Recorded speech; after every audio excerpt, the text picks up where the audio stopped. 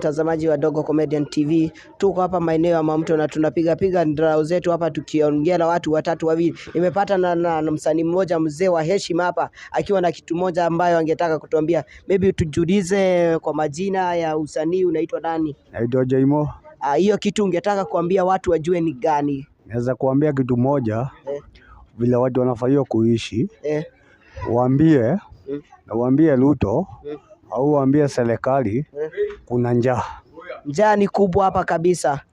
Na ungemuomba kabla ya 2027 akuwa amefanya nini ndio hiyo njaa ishe? Maoni yako ni gani? Nafaa kuangalia angalia mayouth sana.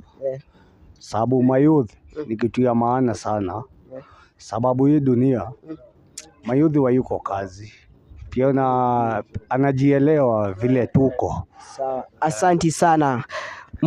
Watazamaji wangu, hii message ifikie William Ruto, rais wa sasa wa Kenya, kwamba mwana youth wengi wanasema wako njaa na wanasukumwa na njaa sana. Kwa hivyo adhibitishe mwendo wake, aende salama, atupeleke inavyofaa, atie maanani ambacho wananchi wanaomba. Asante sana bwana.